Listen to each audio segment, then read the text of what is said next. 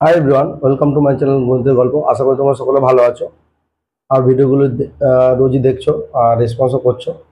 তো আজকে আমি পরের যে ভিডিওটা এনেছি, আগের ভিডিওতে আমি যেটুকু করেছি একটি এক্সাম্পল এবং যে থিওরিগুলো আলোচনা করেছি, আজকে দেখো নতুন কিছু থিওরি লিখেছি এবং এই থিওরিগুলো তোমাদের ভালো করে বুঝতে হবে এমসিকিউ কোশ্চেন সলভ করতে গেলে, কারণ এমসিকিউ কিন্তু এইসব থিওরিম থেকেই কিন্তু অঙ্কগুলো আসবে এবং থিওরির লজিক যদি না তোমরা বুঝতে পারো তাহলে কিন্তু এমসিকিউ সলভ করতে তোমাদের একটু মুশকিল হয়ে পড়বে, তাই না? তো দেখো আমি এখানে কয়েকটি ফর্মুলা আগে থেকেই লিখে রেখেছি, তোমাদের এই ফর্মুলাগুলো এক্সপ্লেন করবো এবং কিভাবে হয় তোমাদের দেখাবো। দেখো আমি এখানে প্রথমে যেটা লিখেছি যে sine inverse x equal to x, cos inverse x equal to x, tan inverse equal to x, cosec inverse x equal to x, sec inverse x equal to x, cot inverse x equal to x. কিন্তু প্রত্যেকটা জায়গায় কিন্তু আমাদের restriction আছে। দেখো যখন আমি এই ফর্মুলাটা নিয়েছি, এখানে কিন্তু এই ফর্মুলাটা আমি সাইনকে যখন ডিফাইন করব তাহলে এক্স কিন্তু -1 থেকে 1 এর মধ্যেই থাকবে। ঠিক একইভাবে কসের ক্ষেত্রেও কিন্তু এই এক্স কিন্তু এখানে -1 থেকে 1 এ থাকছে। ট্যানের ক্ষেত্রে কিন্তু আমরা জানি ট্যানের যে ডোমেন সেটা কিন্তু আমরা -ইনফিনিটি থেকে +ইনফিনিটি পর্যন্ত পাই, তাই না? আর কোসেক আর সেক এরা তো একই রকম। এরা কিরকম না, mod x greater equal to 1, অর্থাৎ কোসেক আর সেক হচ্ছে কি এটা -1, এটা যদি +1 হয় এদিক থেকে পুরোটা নেবে এবং এই দিক থেকে পুরোটা নেবে, এইগুলো কোসেক আর সেক কি করে বাদ দিয়ে দেয়।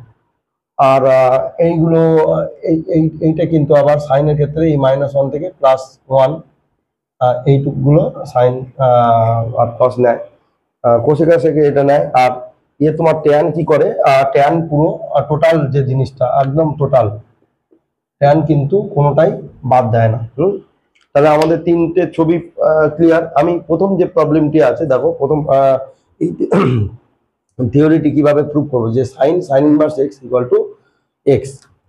তাহলে আমি এটি প্রুভ করার জন্য দেখো একটা বুঝলে তোমরা সবগুলোই বুঝতে পারবে। তাহলে আমি এগুলো মুছে আমি প্রথমটা প্রুভ করার চেষ্টা করি। তোমরা এই খাতাতে এগুলো লিখে নেবে, আমি প্রথমটাই করার চেষ্টা করছি। বুঝতে না পারলে অবশ্যই আমাকে কমেন্টে জানাবে যে স্যার এই লাইনটি বুঝতে পারিনি, বা যদি আমার অঙ্ক করতে কোনো সিলি মিস্টেক হয় তাহলে অবশ্যই আমাকে কমেন্টে জানাবে, কারণ আমরা প্রত্যেকেই ভুল করি, সে অ্যাজ এ টিচার হোক অ্যাজ এ স্টুডেন্ট হোক, আমরা প্রতিনিয়ত শিখছি। তো দেখো অঙ্কটি কি আছে যে সাইন ইনভার্স এক্স। এবারে আমি যদি এখানে ধরি sign inverse x equal two theta, তাহলে এখান থেকে আমরা কি পাবো, এই সাইনটাকে ওই সাইন ইনভার্সটা ওইদিকে গেলে কি হয়, সাইন হয়ে যায় আর এইদিকে এক্স পড়ে থাকে, তাই না? তাহলে এখান থেকে দেখো সাইন থিটার ভ্যালু কি পেলাম না, এক্স পেলাম। তাহলে আমি এখান থেকে যদি ক্যালকুলেট করি sign inverse x equal two কি ধরে নিয়েছি না, থিটা। এই সাইন ইনভার্স এক্স এর জায়গায় কি বসাবো, থিটা। তারপর দেখো সাইন থিটার ভ্যালু অটোমেটিক্যালি কি চলে এসেছে, এক্স চলে এসেছে। তাহলে দেখো সাইন ইনভার্স এক্স এর ভ্যালু কি পেলাম, এক্স। এখানে কিন্তু কোনো থিটা নেই, থিটা ধরেছিলাম, থিটা চলেও গেল। সুতরাং যে আমরা কি পেলাম না, sign inverse x equal two কি পেলাম, থিটা পেলাম। ঠিক আছে, কিন্তু এটা তখনই সম্ভব যদি বলে যে আচ্ছা যদি এখানে এক্স এর ভ্যালু কিন্তু এই +1 আর এখানে কিন্তু -1, এই রেঞ্জেই এটাই ট্রু, সরি এখানে এক্স হবে, আমার লেখা ভুল হচ্ছিল। এবারে আমার এখানে যদি এরকম বলে যে তার মানে কি আমরা এটা লিখতে পারবো যে সাইন ইনভার্স 2 ইকুয়াল টু 2, তাহলে এটা কিন্তু হবে না। এমসিকিউতে কিন্তু এরকম কোশ্চেন দিতে পারে, তাই না? কেন কেন 2 হবে না, কারণ দেখো এই যে সাইন ইনভার্স 2 কিন্তু আনডিফাইন। কেন না, এই অঙ্কটা হওয়ার কারণ না হওয়ার কারণ হচ্ছে সাইন ইনভার্স 2 কি আনডিফাইন।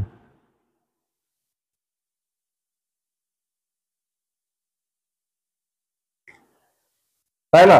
তাহলে এটাই যদি আনডিফাইন্ড হয় তাহলে এর তো সাইনের ভ্যালু পাওয়াই যাবে না, এই সাইনের ভ্যালু আমরা পাবো না, তাই না?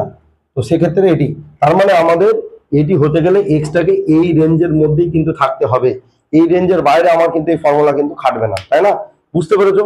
তাহলে এরপরে যে কস ইনভার্স, হ্যাঁ, ট্যান ইনভার্স, সেক ইনভার্স, যে রেঞ্জগুলো দেওয়া রয়েছে, এই যে এক্স এর যে নেগেটিভ দিক থেকে পজিটিভ দিক, এই যে এক্স এর যে প্রসারটা দেওয়া রয়েছে, এই প্রসারের মধ্যেই কিন্তু ফর্মুলাটা খাটবে, আদারওয়াইজ কিন্তু ফর্মুলাটি খাটবে না। তোমরা এটি কিন্তু জেনে রাখবে যে এই একটা এক্সাম্পল দিলাম, সময়ের অভাবে আমি প্রত্যেকটা এক্সাম্পল ধরে ধরে দেখাতে পারতাম, কিন্তু তোমরা আশা করি সাইন ইনভার্স বুঝলে কস ট্যান যা যা আছে সঠিক কোণানুপাত বুঝতে পারবে, তাই জন্য আমি একটাই দেখালাম, বাকিটা কিন্তু তোমরা বাড়িতে চেষ্টা করবে। আর যদি বাড়িতে চেষ্টা করে না পারো, তাহলে আমার যে হোয়াটসঅ্যাপ গ্রুপ আছে আমি ডেসক্রিপশনে লিঙ্ক দিয়ে রাখবো, সেই ডেসক্রিপশনের লিঙ্কে গ্রুপে জয়েন হও এবং আমাকে খাতাতে করে দেখাও, আমি তোমাদের সলভ করে দেওয়ার চেষ্টা করবো যে কোনগুলো ভুল হচ্ছে কোনগুলো ঠিক হচ্ছে। তো চলে পরের থিওরি নিয়ে আসছি। তো এখানে তোমরা লক্ষ্য করো যে এখানেও কিন্তু 6টি আছে, কিন্তু আগের যেটি ছিল ঠিকঠাক একটু উল্টো, মানে আগে সাইন ইনভার্সটা ভিতরে ছিল, সাইনটা বাইরে ছিল, এখন দেখো ইনভার্স গুলো বাইরে, ভিতরে কিন্তু সাইন কস ট্যান এগুলো আছে। এদের আউটপুটও কিন্তু সেম, কিন্তু রেঞ্জ গুলো পাল্টে গেল, তাই না? আগেরটা ছিল যে এক্স এর রেঞ্জ ছিল কত, -1 থেকে +1, এখন দেখো এক্স এর অ্যাঙ্গেল এসে, হ্যাঁ হবেই তো, কারণ এখানে দেখো সাইন অফ দিস মানে অ্যাঙ্গেল। এবার এইটার দিকে লক্ষ্য করো, আমরা জানি সাইন কোথায় ডিফাইন হয়, সাইন এইটুকু জায়গায় ডিফাইন হয়, তাই না? তাহলে সাইন যদি এইটুকু জায়গায় ডিফাইন হয়, তাহলে একমাত্র এইটুকুর মধ্যেই এই ফর্মুলাটি আমরা এক্স উত্তর লিখতে হবে, যে sine inverse sine x equal two কি হবে, এক্স। কস কোথায় ডিফাইন হয়, কস হচ্ছে প্রিন্সিপাল ভ্যালু রেঞ্জ হচ্ছে এটা 0 থেকে কি পাই, অবশ্যই এন পয়েন্ট গুলো ইকুয়াল, কিন্তু ট্যান এর ক্ষেত্রে দেখো যেই না ট্যান হলো এন পয়েন্ট গুলো কিন্তু এক্সক্লুড করা হয়েছে, ইনক্লুড নয়। এবং আমরা জানি ট্যান এর ভ্যালু যে -π থেকে π/2 পুরো জায়গাটাই ট্যান ডিফাইন এই, কিন্তু যেই না কোসেক এসছে, কোসেক তো এই জায়গায় সবে তো ভ্যালু পাবো, কিন্তু আমরা জানি এই যে সাইন 0 ডিগ্রি মানে 0, সেই জন্য cosec 0 degree equal to 1/sin 0 degree মানে 1/0, তাহলে এটা আনডিফাইন, তাই না? সেই কারণেই দেখো জিরোটাকে আমরা বাদ দিয়ে দিয়েছি, মানে সাইনের ডোমেন থেকে জিরোটাকে বাদ দিয়ে দিয়েছি কোসেকটা। এবার সেকে কিন্তু কসের ডোমেনটা পুরোটাই চলতো, তাই না? কসের ডোমেনে 0 থেকে পাই আছে, তবে এখানেও কিন্তু আমি 0 থেকে পাই রেখেছি, কিন্তু বাবা cos π/2 এর ভ্যালু কত কে বলতে পারবে? 0 না? তাহলে এখান থেকে sec π/2 কত হবে, 1/cos π/2, তাহলে 1/0, তাহলে এইটাও আনডিফাইন, তাহলে এখান থেকে π/2টাকে এক্সক্লুড করে দিতে হবে, তাই না? এই কারণে দেখো এখানেও কিন্তু x নট ইকুয়াল টু কি π/2, তাহলে সেকের যে ডোমেন সেইটা কিন্তু π/2 থাকে না, সেকের ডোমেনে মনে থাকবে, সেকের ডোমেনে π/2 থাকে না, কোসেকের ডোমেনে কি হবে, 0 থাকে না। আর সাইন আর কসের ডোমেন, কোসেক আর সেকের ডোমেন প্রায় একই, কিন্তু একটা করে পয়েন্ট কি হচ্ছে, বাদ হচ্ছে। এবার ট্যানের ডোমেনে, ট্যানের ডোমেনে তো ট্যান কোথায় ডিফাইন হয় তোমরা অলরেডি জানো, যে -π থেকে π/2 যে কোনো ভ্যালু নিলে ট্যানের আমরা ভ্যালু পাই।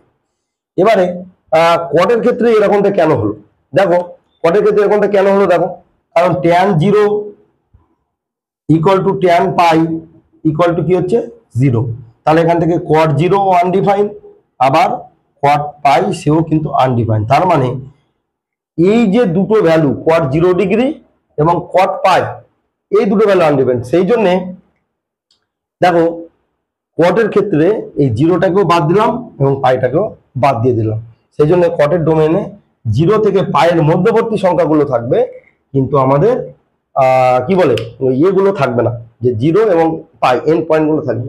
তাহলে আমি এখন ফার্স্ট যে প্রুফটা এইটা তোমাদের করে দেখাবো, আর বাকিগুলো সব সেম ভাবেই হবে, ঠিক আছে? তো ফার্স্ট করে দেখার আগে আমি এগুলো একটু মুছে দিই তোমাদের বোঝার সুবিধার্থে, এই জায়গাগুলো।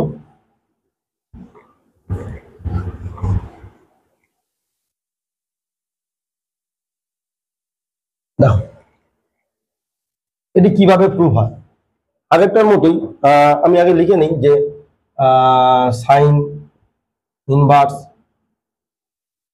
সাইন এক্স, ঠিক আছে?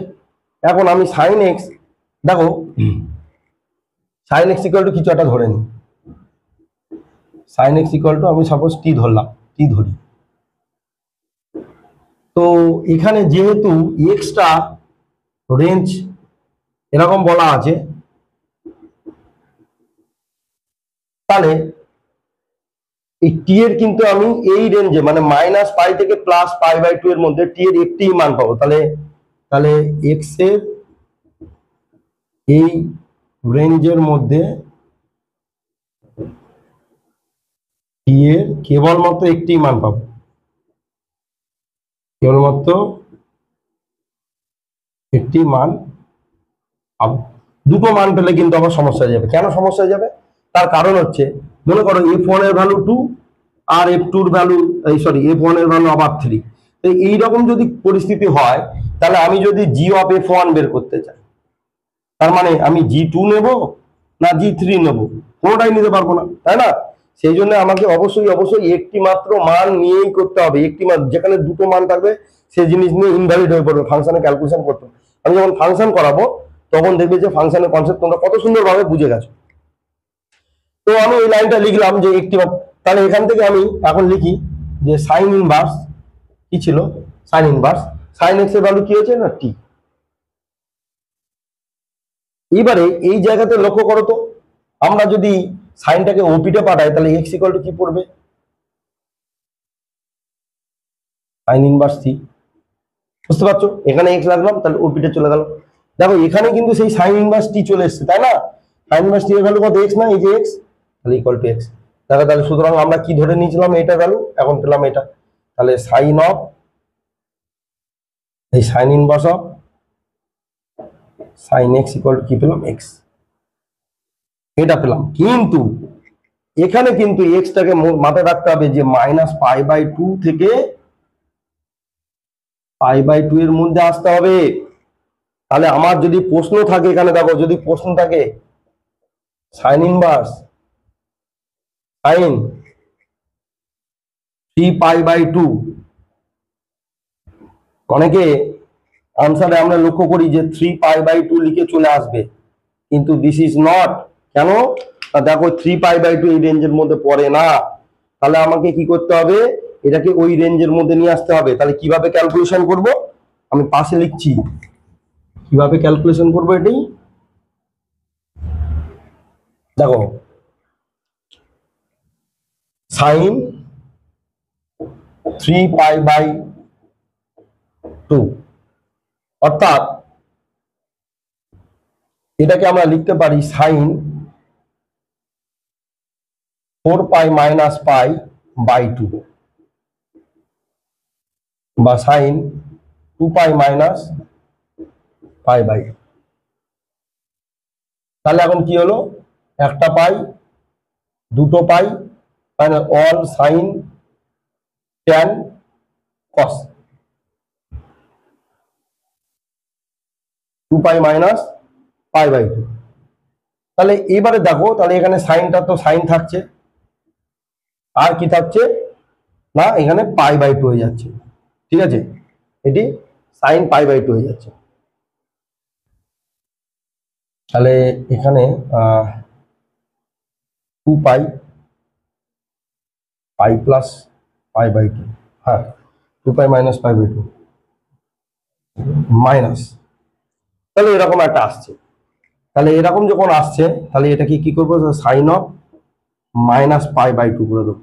ঠিক আছে, তো এইটাকে আমি যখন এইবার লিখবো, দেখো যে এই সাইন ইনভার্স সাইন -π/2, এইবার তো দেখো এই রেঞ্জের মধ্যে চলে আসছে, তাই না? এই রেঞ্জের মধ্যে চলে আসছে।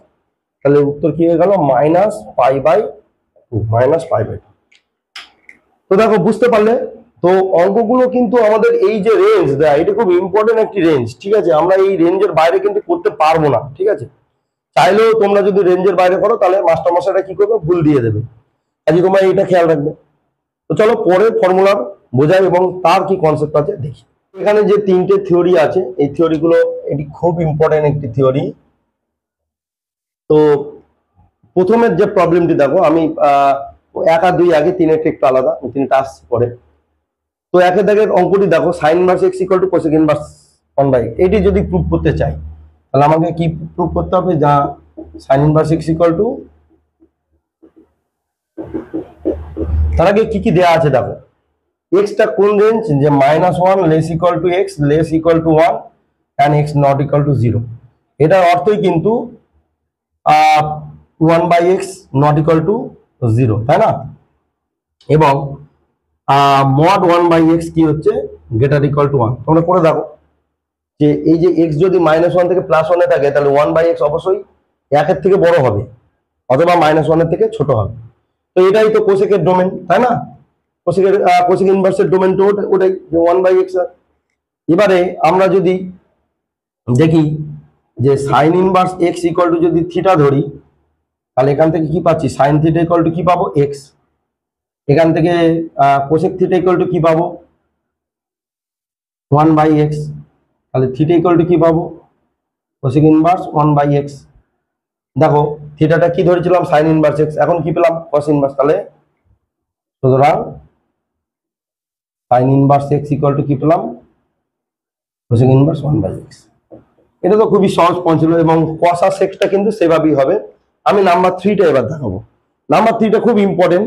দেখো দুটো আছে, এক্স গ্রেটার 0 হলে একরকম রেজাল্ট, লেস 0 হলে একরকম রেজাল্ট। তো সেটি কিভাবে হয়, এইটা আমি মুছে দিচ্ছি, এই দুটোই মুছে দিচ্ছি।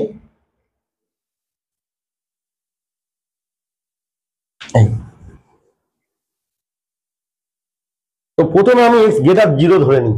দেখো প্রথমে আমি এই রেজাল্টটা খুব, তাহলে এক্স গ্রেটার 0, তো এক্স যদি গ্রেটার 0 হয় তার মানে ট্যান ইনভার্স এক্স যে রেঞ্জ সেটা কিন্তু π/2 থেকে, আর এখানে মাইনাস π/0, ঠিক আছে।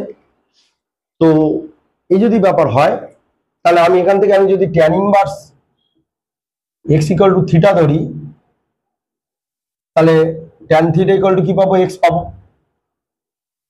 কট থিটা ইকুয়াল টু কি পাবো, 1/x। আচ্ছা, এক্স যদি গ্রেটার 0 হয়, তাহলে 1/x এর রেঞ্জও কিন্তু ওই গ্রেটার 0ই হবে, কোনো সমস্যা নেই, তাই না। তাহলে এখান থেকে থিটা ইকুয়াল টু দেখো কট ইনভার্স 1/x, তাহলে সুতরাং tan inverse x equal two কট ইনভার্স 1/x, কোনো সমস্যা নেই।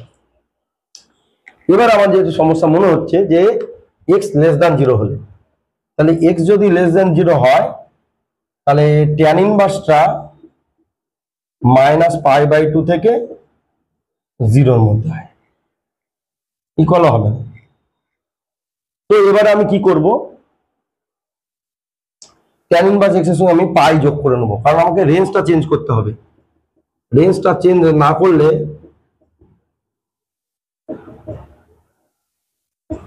কারণ আমরা জানি যে কটের ক্ষেত্রে রেঞ্জ হচ্ছে কি 0 থেকে পাই।